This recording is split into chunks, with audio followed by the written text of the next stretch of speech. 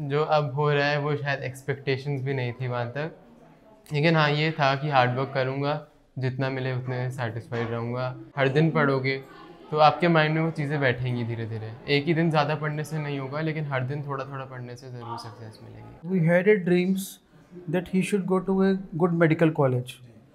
लेकिन जो ड्रीम इसने पूरा किया है वो ड्रीम हमने कभी लिया ही नहीं था कभी। हमने ये एक्सपेक्टेशन रखा था कि इसका अच्छा रहेगा, बट इतना बिल्कुल टॉप पे आ जाना is like a wonderful experience. दर्शकों, टॉपिक टुडे के आज के एपिसोड में आप सभी का स्वागत है। तन्मय गुप्ता एक ऐसा नाम जो कि आज जम्मू कश्मीर के साथ साथ पूरे हिंदुस्तान में गूंज रहा है। आज हमारे साथ तन्मय है और उनका परिवार है। आज इनसे बात करेंगे। आपको बता दूं कि 12 सितंबर 2021 को जब नीट के 16 लाख बच्चे बैठते हैं, तब ना तो डॉक्टर अक्षय जानते हैं, ना डॉक्टर शिवाली जानती है और ना ही तन्मय जानते हैं कि वो इस एग्ज़ाम में टॉप करेंगे। आप सभी का प्रोग्राम में बहुत बहुत स्वागत है। Thank you.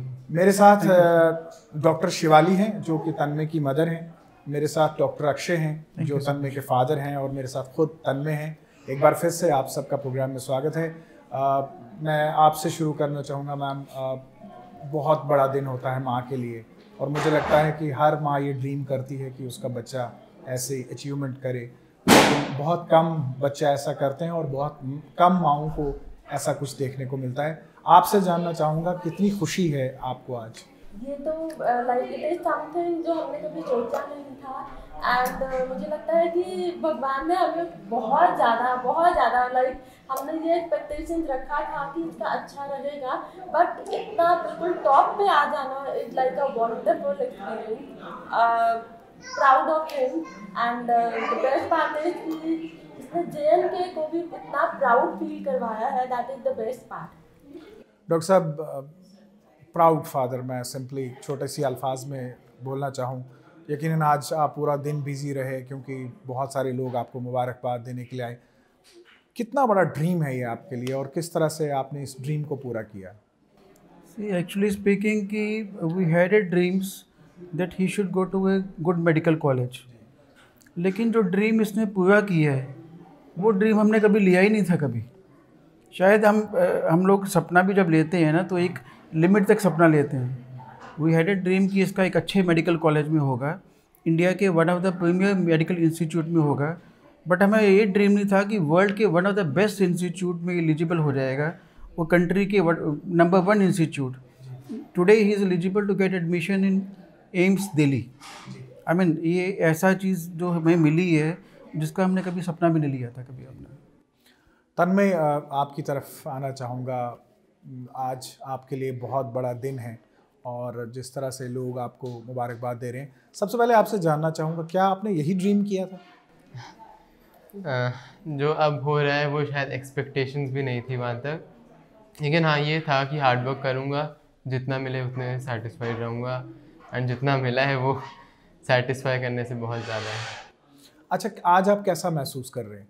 बहुत अच्छा लग रहा है, सारे खुश हैं यहाँ पे एंड अचीवमेंट भी है, तो सारे फैमिली मेम्बर्स भी खुश हैं, तो मुझे भी बहुत अच्छा लग रहा है।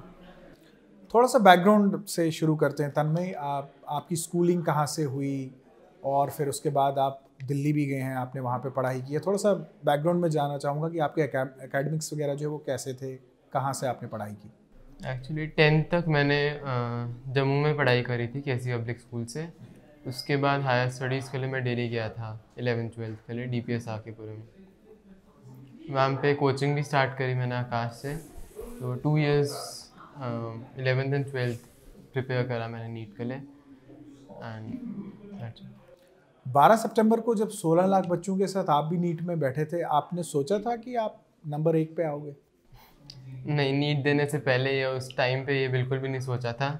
बस यही था कि कूल होके पेपर देना है, जैसा होगा उससे सेटिस्फाइड रहना है, एंड सोचा नहीं था कभी भी। डॉक्टर साहब, तन्मय के बारे में जानना चाहूँगा। तन्मय कैसा था बचपन से, और फिर उसके बाद जैसे जो हर किसी बच्चे का होता है, एक हर अलग किस्म का फेज़ होता है बच्चे का, जब वो प्राइमरी से सेकेंडरी में आता है, सेकेंडरी से हायर सेकेंडरी में आता है, अलग अलग फेज़ होते हैं बच्चे के। आपसे जानना चाहूँगा कि तन्मय कैसा था? प्राइमरी स्कूल हो चाहे सेकेंडरी हो चाहे हायर सेकेंडरी, इसकी डेडिकेशन इसकी कभी भी ख़त्म नहीं हुई इसकी। जब ये प्राइमरी स्कूल में था तो उस टाइम पे ये केसी पब्लिक स्कूल में स्किट्स में, स्टेज शो में ही यूज़ टू पार्टिसिपेट।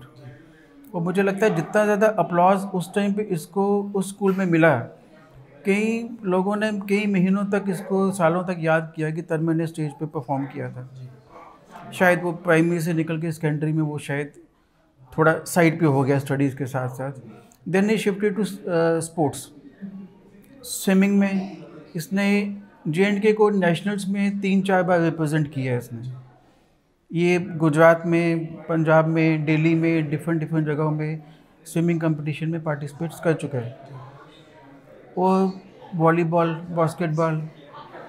और मुझे लगता है आप जो सुनना चाहते हैं स्टडीज़ के बारे में, मुझे नहीं लगता है मैंने उसको कभी भी बोला है कि तन्मय बैठो और पढ़ो। इसको पता है कि आज मेरे स्कूल में ये हुआ है, वो मुझे आज ये फिनिश करना है। जब तक वो फिनिश नहीं होगा he will be struggling for that. उसको चाहे 1 घंटा लगे, चाहे 6 घंटे लगे, 6 घंटे के बाद ही वो टीवी देखने आएगा। अगर 4 घंटे लगेंगे तो 4 घंटे के बाद वो उठ के आएगा। अगर 3 घंटे लगेंगे तो उसके बाद वो बोलेगा मैं बैडमिंटन खेल लेता हूँ या टीवी देख लेता हूँ या कोई एक्स्ट्रा करिकुलर कर लेता हूँ। जब तक इसका टारगेट नहीं फिनिश होता। 2 क्वालिटीज़ इसकी बड़ी इंपॉर्टेंट थी, to have a target, to finish the target, और कंसिस्टेंसी। ये चीज़ मैंने प्योरली इससे सीखी है, शायद मैंने बाकी बच्चों से भी नहीं मैंने सुनने को मिला कि कोई भी दिन मिस नहीं करना। मीन्स अगर आप वीक में 7 डेज़ हैं तो you don't have to take इस सैटरडे संडे बाई वीकेंड है, हम 2 दिन हम इंजॉय कर लें। नहीं, अगर इंजॉय करना है रोज़ आधे घंटे के लिए, 1 घंटे के लिए, 2 घंटे के लिए, अब 3 घंटे के लिए रोज़ इंजॉय कर लो, बट 2 दिन की ब्रेक नहीं देनी है बीच में। ये चीज़ शायद इसने मुझे भी सिखाई है, और आई थिंक ये सबको सीखने के लिए भी है कि अगर आप ब्रेक दोगे तो you will be off the track. Tanmay, आपकी तरफ आएंगे। The golden boy of India, ये स्क्रिप्ट आपने लिख दी है। मुझे ये बताइए कि किस तरह से आपने पढ़ाई की, किस तरह से तैयारी की। रोल मॉडल तो आप बन चुके हो, तो जो इंस्पिरेशन आपने बनाई है, मैं चाहता हूँ कि उससे जम्मू कश्मीर के और बच्चे जो हैं वो और इंस्पायर हों, आपको रोल मॉडल माने, और आप जो कहेंगे, जो बोलेंगे, वो उनके लिए बहुत हेल्पफुल होना चाहिए। तो किस तरह से आपने तैयारी की? एक्चुअली स्टार्टिंग से मैं इस तरीके से करता था कि स्कूल में इतना हुआ, इंस्टीट्यूट में उतना हुआ। अब मैंने एक्चुअली मैं हर दिन का प्लान करता था। सुबह उठ के मैंने ये प्लान कर लिया कि ये 4 चैप्टर हैं, ये आज ख़त्म करने हैं। तो वो ख़त्म करने हैं, वो अब 4 घंटे में भी हो सकते हैं, ज़्यादा टाइम भी लग सकता है।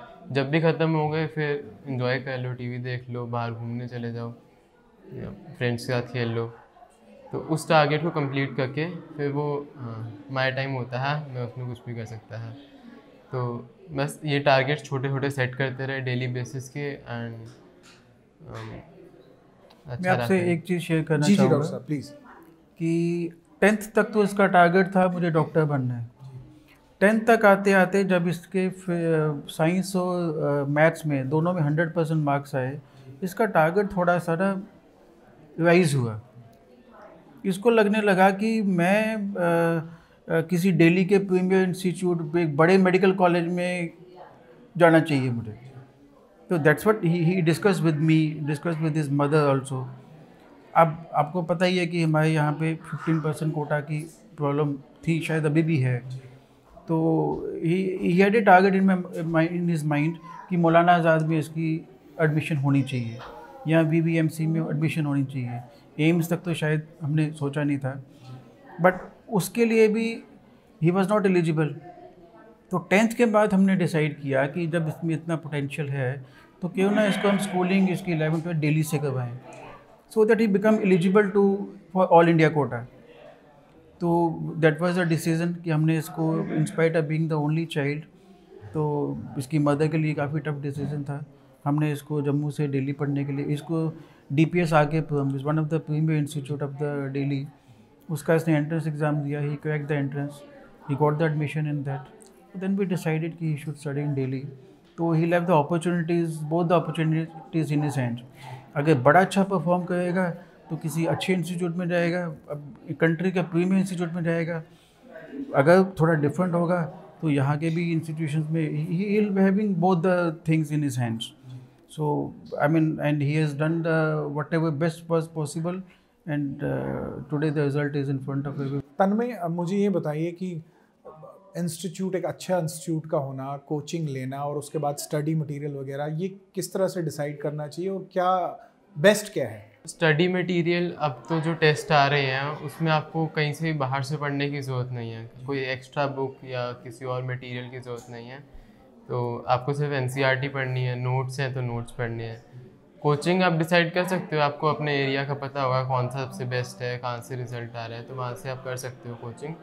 मेरे हिसाब से जो अलग बुक से आपने करना है वो सिर्फ क्वेश्चंस हैं, थ्योरी सिर्फ NCERT and notes and questions की प्रैक्टिस करते रहनी है, टेस्ट देते रहना है। अच्छा, कितनी देर पढ़ना चाहिए, दिन में कितने घंटे पढ़ना चाहिए? वही है, आप एक टारगेट लेके चलो ना, इतना हमने करना है, इतने चैप्टर करने हैं दिन कितना में। पढ़ते थे? मेरा अप्रॉक्सीमेटली हॉलीडेज में हो जाता था 7 to 8 hours and school days में 4 to 5 आवर्स। अच्छा, आपकी एज में देखें तो बच्चे मोबाइल पर, OTT प्लेटफॉर्म्स पर, सोशल मीडिया पर, आपके पापा ने बताया कि आप इन सब पे नहीं हैं, बिल्कुल हटकर हैं। थोड़ा सा बताएंगे कि किस तरह से मैनेज किया और कितना इफ़ेक्टिव रहा इससे हटके, इससे दूर रहना? एक्चुअली मैंने 11th तक स्टार्ट ही नहीं करा था, तो दूर रहना मतलब मुझे कोई आइडिया भी नहीं था और इंटरेस्ट भी नहीं था इसमें 11th तक। तो दूर रहना मेरे लिए थोड़ा इजी था इन कंपैरिजन टू जिन्होंने पहले ही स्टार्ट किया था। तो बाकी जिसका इंटरेस्ट है वो करे, इसको OTT देखे या फिर सोशल मीडिया करे, उसमें कोई नेगेटिव नहीं है। जो भी चीज़ है वो कंट्रोल में हो। आपके फ्रेंड्स रहे होंगे, वो मोबाइल यूज़ करते होंगे, सोशल मीडिया यूज़ करते होंगे, तो कभी कुछ ऐसा महसूस हुआ कि मैं इस पे नहीं हूँ या मैं कहीं कोई चीज़ मिस कर रहा हूँ? नहीं, मुझे पता था कि ये एम है, इसको अचीव कर लूँ, उसके बाद मेरे पास काफ़ी टाइम होगा इन सारी चीज़ों के लिए। तो अभी टारगेट से डेविएट नहीं होना है, अभी टारगेट की तरफ ही काम करते हैं। डॉक्टर साहब, आपके पास आना चाहूँगा। डॉक्टर शिवाली भी डॉक्टर हैं, आप भी डॉक्टर हैं, कैसा डॉक्टर देखते हैं आप तन्मय में? आई थिंक ये ऐसा डॉक्टर बनेगा जो पेशेंट्स के लिए बड़ा ही means that will be the blessings for the patients to have a doctor like him. क्योंकि ये सिर्फ पढ़ाई में नहीं, इमोशनली और एम्पैथेटिकली ऑल्सो जो एक डॉक्टर में क्वालिटीज़ होनी चाहिए, down to earth, emotional, empathetic, अगर ये क्वालिटी किसी भी डॉक्टर में होंगी तो that is a blessings for the patients. So I think he'll be a perfect doctor in whatever field he'll go in the specialization. तन्मय, आपकी लाइफ का मुझे लगता है सबसे इम्पोर्टेंट ओकेजन रहा होगा। आपसे ये जानना चाहूँगा, सबसे पहले आपने न्यूज़ किसके साथ शेयर की और आप कहाँ थे, आपको कैसे पता लगा? एक्चुअली मैंने न्यूज़ नहीं शेयर करी थी, न्यूज़ पापा मामा को पहले पता चली तो उन्होंने मेरे साथ शेयर करी थी, तो उनसे ही मुझे पता चला कि ये रिज़ल्ट है। तो पहले किसने शेयर की, मामा ने की या पापा ने? पापा ने करी। कैसा लगा आपको? बहुत अच्छा लगा। पहले तो यकीन भी नहीं आ रहा था सही में ऐसा हुआ है, लेकिन I was extremely happy that. अच्छा, जिस दिन आपने नीट का पेपर दिया था, आप इतने श्योर थे कि 720 में से 720 आएंगे? नीट के पेपर के बाद तो एक्चुअली मेरा मूड थोड़ा ख़राब ही चल रहा था कि मैं श्योर नहीं था कि, क्योंकि इस बार कुछ ट्रिकी क्वेश्चंस आए थे जिसमें अगर आपको आता भी आप गलत कर सकते हो यूनिट्स के चलते या फिर कोई सिली मिस्टेक्स। तो I was not sure how my paper went and paper थोड़ा लेंदी था, तो मेरा लास्ट के 10 मिनट्स पहले ही ख़त्म हुआ था, तो I was a bit nervous after the paper. Doctor साहब, आप क्या नीट के रिज़ल्ट का वेट कर रहे थे या आपको पता था कि आज रिज़ल्ट आएगा? और फिर तन्मय के साथ आपने कैसे शेयर किया, तन्मय की मम्मा के साथ आपने कैसे शेयर किया? जिस दिन रिज़ल्ट आना था तो मैं थोड़ा सा काम था, घर से बाहर ही था, तो आकाश से मुझे फ़ोन आया कि तन्मय का रिज़ल्ट, आई मीन बच्चों का रिज़ल्ट आने वाला है, आप अपनी ईमेल बार बार चेक कीजिए।